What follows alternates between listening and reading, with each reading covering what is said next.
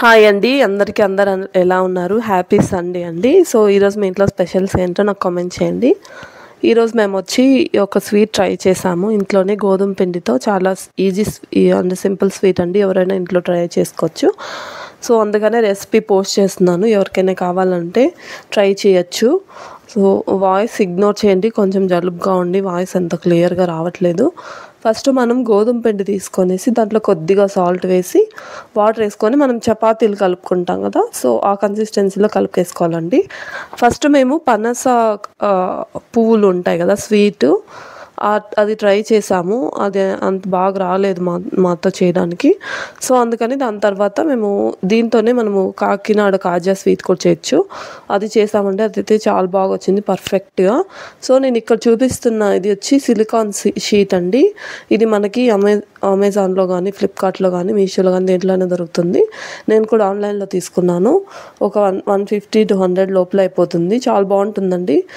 మనకి పిండి అలా మనము మామూలుగా చెక్కల మీద తిక్కినప్పుడు పిండి అంతా బయట పడిపోవడం అలా అవుతుంది కదా, ఇది చాలా పెద్దగా ఉండడం వల్ల పిండి అంతా మనం లోపలే వేసుకోవచ్చు. పైగా మనకు ఏమైనా షేప్లు కావాలన్నా రౌండ్ షేప్లు దాంతో ట్రై చేయొచ్చండి. నాకైతే బాగా నచ్చింది. మీరు కూడా ఎవరైనా ట్రై చేయాలంటే తీసుకోవచ్చు.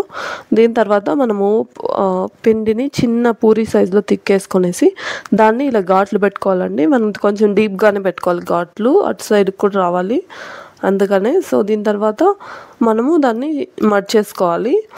అది మర్చడం మాకు అంత పర్ఫెక్ట్గా రాలేదు. మీరు ఎవరైనా ఎప్పుడైనా ట్రై చేస్తుంటే మాకు చెప్పండి, నేను ఇంకోటి ట్రై చేస్తున్నాను ఈ షీట్ మీద. దీన్ని కూడా అంతే చిన్న పూరిలాగా తిక్కేసుకొని ఘాట్లు పెట్టుకొని మర్చుకోవడము. దీని తర్వాత ఈ స్వీట్ ఫ్లాప్ అయిందని మేము మళ్ళీ కాకినాడ కాజా ట్రై చేసాము. అదైతే చాలా బాగా వచ్చిందండి. సో లాస్ట్ వరకు చూడండి, మీకు కాకినాడ కాజా ఎలా చేయాలో తెలుస్తుంది. సో ఇంకా మీరైతే ఏ స్వీట్స్ ప్రిఫర్ చేస్తారు, కొంచెం సింపుల్ స్వీట్స్ అని నాకు కామెంట్లో చెప్పండి. ఇది ఘాట్లు నేను షీట్కి హోల్స్ పడతాయేమో, గీతలు పడతాయి అనేసి చిన్నగా పెట్టాను. అటు సైడ్కి హోల్స్ పడలేదు.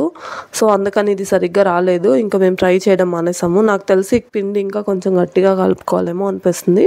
మీకు ఎవరికైనా ఈ స్వీట్ తెలుసుంటే కొంచెం చెప్పండి, మేము చేసిన తప్పేంటో. తర్వాత ఇది రావడం లేదనేసి నేను కాకినాడ కాజా ట్రై చేశానండి. అదైతే చాలా పర్ఫెక్ట్గా వచ్చింది స్వీట్. సో మనం ఇలా కట్ చేసుకొని అలా రోల్ చేసేసుకోవడం అంతే.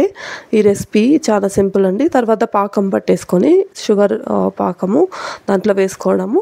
ఇప్పుడు మన కాకినాడ కాజాకి కొంచెం పెద్దగా తిక్కుకోవాలండి. మనం చపాతీ సైజు ఉంటుంది కదా, సో అలాగా ఒక ఈవెన్ నెంబర్ చేసుకోవాలి, ఎందుకంటే ఒకదాని మీద ఒకటి వేసుకోవాలి కాబట్టి. సో నేను వచ్చి 6 షీట్స్ తిక్కుకొనేసి దానిపైన ఒకదాని మీద ఒకటి వేసేసి మనకు అంటించుకోవడానికి వాటర్ కానీ ఆయిల్ కానీ యూస్ చేసుకొని ఇలా సైడ్స్ అంటించుకోవాలి. ఒక చపాతీ మీద ఇంకో చపాతీ పెట్టేసి. సో నేను ఆయిల్ యూస్ చేసుకుంటున్నాను, మీరు కావాలంటే వాటర్ కూడా యూస్ చేసుకొని అంటించేసేయచ్చు. మనం అంటించిన తర్వాత దాన్ని రోల్ చేసేసుకోవాలి. మధ్యలో పిండి కూడా వేసుకోవచ్చు, అవి మళ్ళీ ఊడిపోకుండా మనకు లేస్గా పొరలుగా రావాలంటే. సో ఇలా అంటించేసేసి రోల్ చేసుకొని కట్ చేసేసుకోవడం అంతే అండి. చాలా సింపుల్.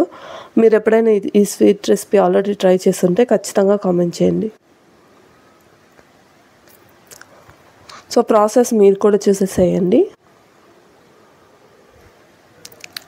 సో అలా మనము నొక్కితే కొంచెము రాకుండా టైట్గా ఉంటుందని నేను గట్టిగా నొక్కుతున్నాను. సో ఇలా హారిజాంటల్గా మర్చేసుకోవాలండి. సో సైడ్స్ కట్ చేసేసుకోవాలి. సైడ్లు కావాలంటే మనకి తీసేసుకునేసి మళ్ళీ వేరే పిండి కలిపినప్పుడు దాంట్లోకి యాడ్ చేసుకోవచ్చు. ఇలా చిన్న ముక్కలుగా కట్ చేసుకోవాలండి. మీకు కావాలంటే ఇంకా పెద్ద ముక్కలుగా కూడా కట్ చేసి చూపిస్తున్నాను కదా, సో అలా లేయర్స్ వస్తుంది. మీకు అంత ఎక్కువ లేయర్స్ వద్దు, సరిగ్గా ఉడకదు అనుకుంటే ఒకే చపాతీనే రోల్ చేసేసుకొని చేసుకోవచ్చండి. అలా కూడా చాలా బాగుంటుంది టేస్ట్. ఇప్పుడు మనం పాకం తయారు చేసుకుందాము. ఒక గిన్నె పెట్టుకునేసి దాంట్లోకి కొద్దిగా వాటర్ వేసుకునేసి చక్కెర వేసుకొని పాకం అంటే మనకు మరీ తీగ పాకం రానవసరం లేదు.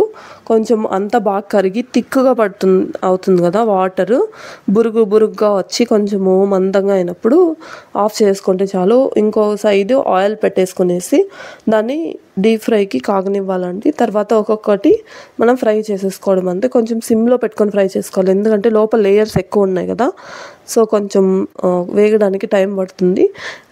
హై ఫ్లేమ్లో పెట్టుకొని చేస్తే అది కొద్దిగా మాడినట్టు అయిపోతుంది. లోపల లేయర్స్ ఏవి అంత పచ్చిగానే ఉంటాయి. మనము కొంచెం సిమ్లో పెట్టుకొని అన్నీ వేయించేసుకొని వాటిని మనం ఇప్పుడు పాకం చేసుకున్నాం కదా దాంట్లోకి వేసేసుకోవడం అంతే అండి. చాలా సింపుల్. కొద్దిగా అలానే పాకంలో నాననిస్తే మన కాజా రెడీ అయిపోతుందండి. సో ఇది మాకు తెలిసిన రెసిపీ. మీకు ఏదైనా డిఫరెంట్ రెసిపీ తెలుసుంటే కూడా కామెంట్ చేయండి. దీన్ని మనం మైదా పిండితో కూడా చేసుకోవచ్చు కాజాలని. సో మైదా కొంచెం అంత హెల్దీ కాదు కాబట్టి మేము గోధుమ పిండితో ట్రై చేసాము. చాలా బాగున్నాయండి, క్రిస్పీగా, లోపల వరకు అంతా షుగర్ వెళ్ళిందండి, సిరప్ కూడా. సో చాలా బాగుంది టేస్ట్. మీరు కూడా ఎప్పుడైనా ట్రై చేసి కామెంట్ చేయండి. ఇదండి వాళ్ళ వీడియో. అందరూ ఫుల్ వీడియో చూసి ఛానల్ని లైక్, షేర్ అండ్ సబ్స్క్రైబ్ చేసుకోండి. Thanks for watching.